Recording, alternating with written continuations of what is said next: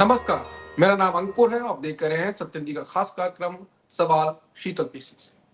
कार्यक्रम में शीतल पेशी अपने बेधड़क और बेबाक अंदाज में खबर की परतें उधेड़ते हैं और खबर का पोस्टमार्टम करते हैं। आज जिस मुद्दे पर हम बात करने जा रहे हैं वो है पश्चिम बंगाल में वक्फ संशोधन कानून के बाद हुए हिंसक विरोध प्रदर्शन की।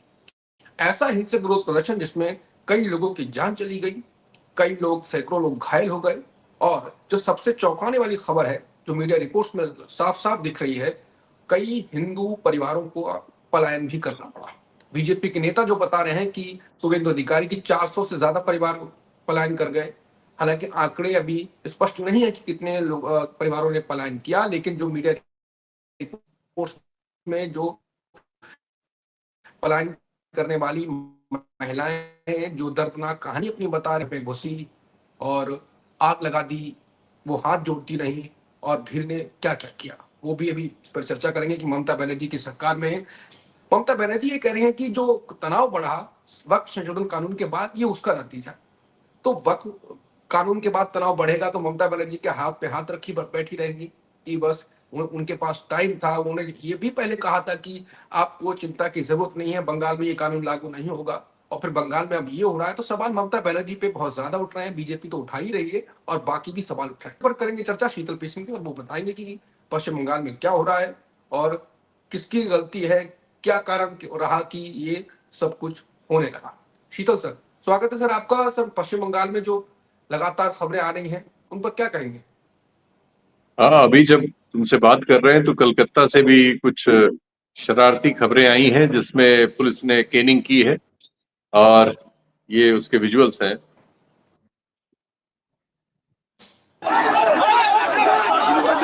লাঠিচার্জ শুরু হয়ে গেছে, দেখতে পাচ্ছেন পুলিশের লাঠিচার্জ শুরু হয়ে গেছে। সেই ছবিটা দেখার চেষ্টা করছি, দেখতে পাচ্ছেন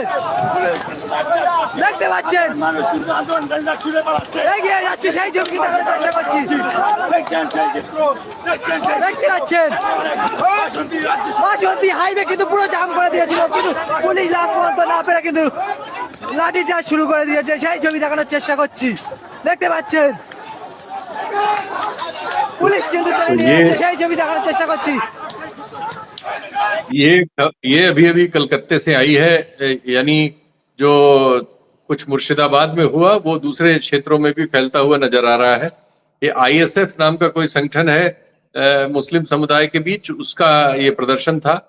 ये समझ से परे है कि जिस राज्य में वहां की जो राज्य सरकार है उसका, वहां के दो अन्य दलों का, कांग्रेस और CPM का, इन सब का समर्थन आप कह सकते हैं। जो ये लोग प्रदर्शन कर रहे हैं, जिस बात पर कर रहे हैं, उस बात में उनका समर्थन इन दलों का है।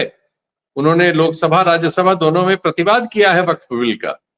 तो इस मामले को धार्मिक मामला बनाना और धार्मिक मामला बना के दंगा करना एक ऐसे राज्य में, जिस राज्य में बीजेपी की सरकार नहीं है, बीजेपी के विरोध की सरकार है, ये समझ से परे है।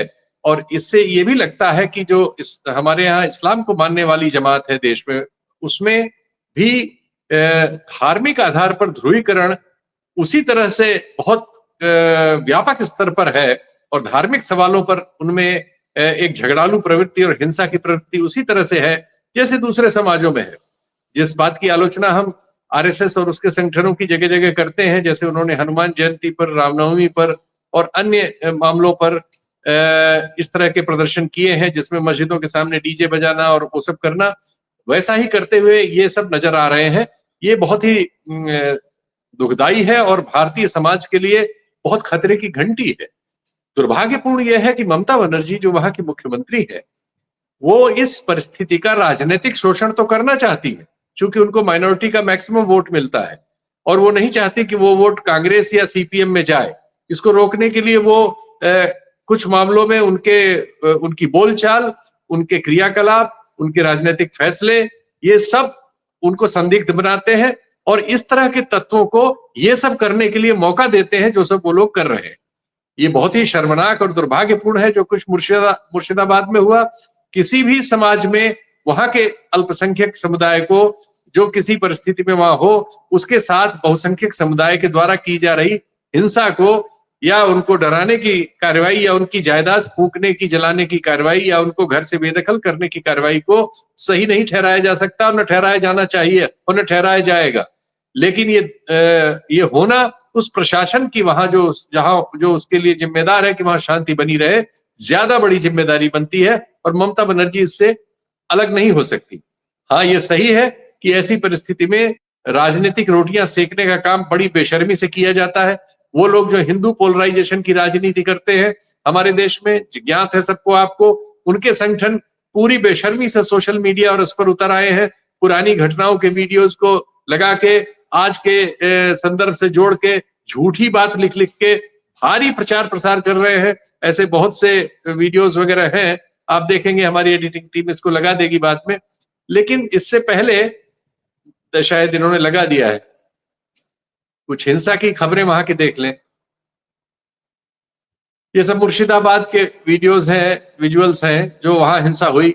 अब इसकी क्या जरूरत थी भाई, जब उस राज्य की सरकार, वहां के दो विरोधी दल इस सवाल पर उसी तरह से प्रतिवाद कर रहे हैं जैसे आप, तो आपको ये धार्मिक आधार पर इकट्ठा होकर ये सब करने की जरूरत क्या आन पड़ी? एक सामूहिक प्रदर्शन अगर सब लोग मिलके प्लान करते करते वो ठीक था, आप धार्मिक आधार पर इसका क्यों विरोध कर रहे हैं? और प्रतिक्रिया में देखिए, नादिया में एक मुस्लिम परिवार कार से जा रहा है, उसको पकड़ के एक ग्रुप जो है हिंदू झंडा लगा दे रहा है, भगवा झंडा लगा दे रहा है। तो दोनों तरफ के लोग जो जहां अल्पसंख्यक हो जा रहे हैं, उनके लिए कठिनाइयां पैदा हो रही हैं। ये कठिनाइयां क्या, उनके जीवन मरण के लिए कानून व्यवस्था की स्थिति पैदा हो जा रही है। ये जो दुर्भाग्यपूर्ण हाल है, इसके लिए निश्चय ही वहां का प्रशासन जिम्मेदार है, जो ममता बनर्जी के हाथ में है। अब ममता बनर्जी के कार्यकाल में 2015 के बाद से जो कम्युनल घटनाएं हैं, सांप्रदायिक घटनाएं हैं, उनमें एकाएक वृद्धि हुई है। 2015 से 2011-12 में जब उनकी सरकार बनी थी, तब तक मामला उतना गंभीर नहीं था। लेकिन 2014 में जब भारतीय जनता पार्टी की सरकार दिल्ली में आ गई, उसके बाद 2015 से भारतीय जनता पार्टी ने बंगाल में विस्तार की कोशिशें शुरू की, और फिर हम रिकॉर्ड जो एनसीआरबी वगैरह का है उसमें पाते हैं कि वहां ये घटनाएं बढ़ गई। बंगाल का रिकॉर्ड उससे पहले बहुत ही बेहतरीन था। 34 साल के लेफ्ट फ्रंट के शासन में 1992 को छोड़कर, जब बाबरी मस्जिद ढहा देने की वजह से पूरे देश में सांप्रदायिक वातावरण दूषित हो गया था, मेरा ख्याल है वही एक ब्लॉट है बड़ा सा, जो 34 साल के लेफ्ट फ्रंट के शासन में सांप्रदायिक घटनाओं के बारे में हमें बताता है। वरना उनका रिकॉर्ड बहुत साफ सुथरा था, क्योंकि धर्मनिरपेक्षता का पालन प्रशासनिक स्तर पर बड़ी जिम्मेदारी से करते हुए मिलते हैं। उनके यहाँ छिटपुट घटनाएं हैं, लेकिन उस समय के सांप्रदायिक घटनाओं के देशव्यापी जो रिकॉर्ड एनसीआरबी वगैरह जारी करती है, उसमें बंगाल का प्रशासन बड़ा साफ सुथरा मिलता है हमें रिकॉर्ड्स में। और मैंने जैसा बताया कि 11-12 से 15 तक बंगाल में ममता बनर्जी के समय में भी शांति रही तुलनात्मक रूप में, लेकिन अब ये चीजें बिगड़ती चली जा रही हैं। और इसमें जैसे इस क्षेत्र में मुर्शिदाबाद में, यहाँ बहरामपुर लोकसभा सीट आती है, जिसमें अधीर रंजन चौधरी कांग्रेस के नेता कई बार से वहां सांसद हुआ करते थे। इस बार वहां पर ममता बनर्जी ने मुस्लिम कार्ड खेला और गुजरात से लाके वो पठान ब्रदर्स में से जो बड़ा पठान यूसुफ पठान है, जिसको बंगाली बोलना भी नहीं आता, लेकिन इस्लाम के नाम पर, उसके नाम पर वोट मिल जाए तो उसको उन्होंने प्रत्याशी बनाया, वो जीत भी गया। यानी उस क्षेत्र में जहां एक सांप्रदायिक सौहार्द था, एक मुस्लिम बाहुल्य इलाके से एक हिंदू बैकग्राउंड का कांग्रेस का नेता इतने जमाने से जीत रहा था, वहां वातावरण आपने प्रदूषित करने का काम किया। और उसके बाद उसको ठीक करने के लिए, उसको प्रशासनिक तौर पर कंट्रोल में रखने के लिए आपकी कमजोरी नजर आई, और वो कमजोरी है कि ये दंगा हुआ, एक पिता पुत्र की वहां हत्या हो गई है। हिंदू समुदाय से आते हैं, बहुत सारे हिंदू परिवार वहां से बाहर निकल आए हैं। देश में जो सांप्रदायिक रिकॉर्ड है, इसके बावजूद कि वहां बंगाल में बीजेपी के उदय के बाद से ये तनाव बहुत बढ़ा है और बहुत सी घटनाएं हो रही हैं, लेकिन अभी भी एनसीआरबी के डाटा वगैरह में बंगाल उतना गंदा नहीं है। महाराष्ट्र पिछले साल सबसे खराब था, इसके पहले 5 साल के रिकॉर्ड में उत्तर प्रदेश बहुत आगे था। तो अभी भी वो स्थिति है कि इसको संतुलित किया जा सकता है, लेकिन जो वहां की सरकार है, सबसे पहली जिम्मेदारी तो उसकी है, एक ये जो प्रचार बहुत सारा झूठा चल रहा है, जिसके तमाम चित्र है, वेस्ट बंगाल ने वो भी वेस्ट बंगाल की गवर्नमेंट, ये वो देखिए लोग जा रहे हैं ये देखिए, ये वेस्ट बंगाल पुलिस ने जारी किया है।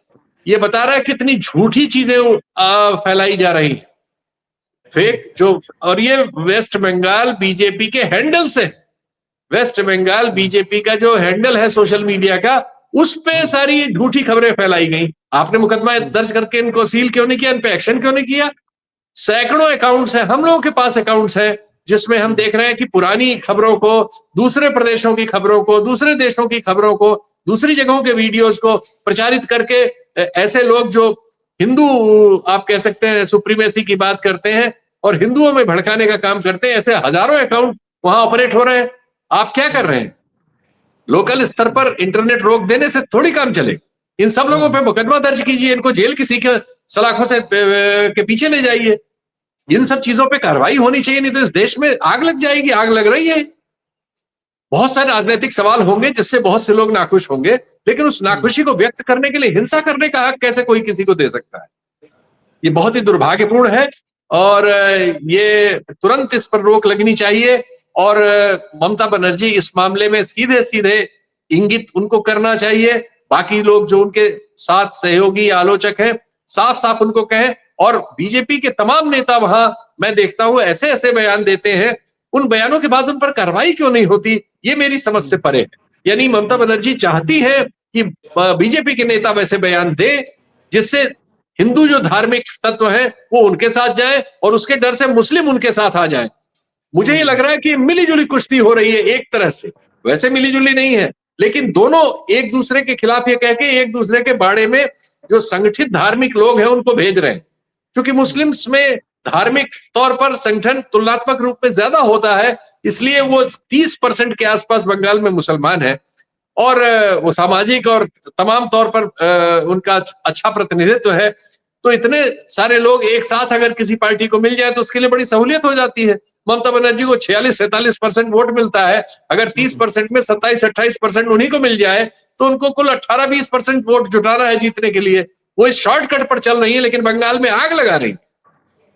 बंगाल को और देश के किसी भी हिस्से को ये जरूरी है कि उसको सामाजिक और सौहार्द के साथ रखा जाए। घटनाएं बहुत सी हुई, ऐसा नहीं कि सिर्फ बंगाल में हुई है, अभी गुना में भी हुआ है। आजकल नए नए हर मामले में जुलूस निकलने लगे हैं। अभी हनुमान जयंती पर गुना में जुलूस पे दंगा हो गया, गुना मध्य प्रदेश में है। तो ये बीमारी एक जगह की नहीं है, इसलिए वो लोग जो इस बहाने बंगाल में राष्ट्रपति शासन वगैरह की बात कर रहे हैं वो भी राजनीति कर रहे हैं, लेकिन इससे ममता बनर्जी की जिम्मेदारी कम नहीं होती। और ममता बनर्जी को इस मामले को दुरुस्त करना ही होगा तत्काल। आज कलकत्ता में ये आग पहुंची है, ये उनके लिए ज्यादा शर्मिंदगी का बायस होना चाहिए। हालांकि पुलिस ने, जैसा कि वीडियो से नजर आ रहा है, तत्काल उपद्रवियों को काबू में करने के लिए लाठीचार्ज किया है, जो किया ही जाना चाहिए। तत्काल इन लोगों को इनकी बैरकों में भेजना चाहिए और जिन पर कानूनी कार्रवाइयां जो बनती हो तत्काल लागू करनी चाहिए। और अगर केंद्रीय फोर्सेस की जरूरत हो तो बिल्कुल उनको एम्प्लॉय किया जाए। सिर्फ उनको आरोपित कर देने से कि केंद्र इसमें राजनीति करेगा, फिलहाल समस्या हल नहीं होगी। और जो भी सख्त से सख्त प्रशासनिक कदम कानून के दायरे में उठ सकते हो वो उठा के किसी भी किस्म की हिंसा को तत्काल रोका जाना चाहिए। बिल्कुल। आखिरी सवाल सर, पुलिस कह रही कि 118 लोगों को गिरफ्तार किया है, बीजेपी कह रही कि जो असली दोषी हैं उनको नहीं पकड़ा गया है, पुलिस निष्पक्ष नहीं है। और इसी में दूसरा सवाल ये जुड़ के कि क्या 2026 के विधानसभा चुनाव में ये जो अभी सांप्रदायिक आग एक हिसाब से जो फैलाई जा रही है उसका प्रभाव दिखेगा? दो सवाल एक ही साथ, संक्षिप्त में जवाब। बिल्कुल दिखेगा। दोनों पक्ष जो है अपनी अपनी राजनीति कर रहे हैं, दोनों अपने अपने संप्रदाय के लोगों को राजनीतिक रूप से गोलबंद करना चाह रहे हैं। और ये बिल्कुल इसका दोनों पक्ष समझते हैं कि जो मैंने अभी हिसाब आपको बताया था कि बिल्कुल उसका इस्तेमाल कर रहे हैं इस दंगे का, और ये बहुत दुर्भाग्यपूर्ण है, ये शर्मनाक है, ममता बनर्जी के लिए ब्लॉट है। बिल्कुल। तो कार्यक्रम को यहीं खत्म करेंगे।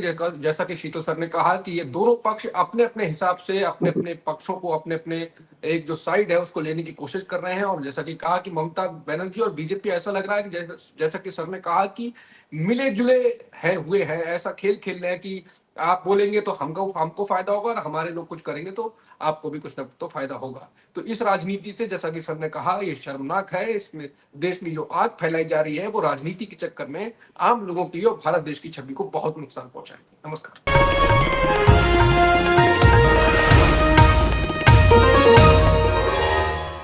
Copyright disclaimer under Section 107 of the Copyright Act 1976. Allowance is made for fair use for purposes such as criticism, comment, news reporting, scholarship, and research. Fair use is a use permitted by copyright statute that might otherwise be infringing.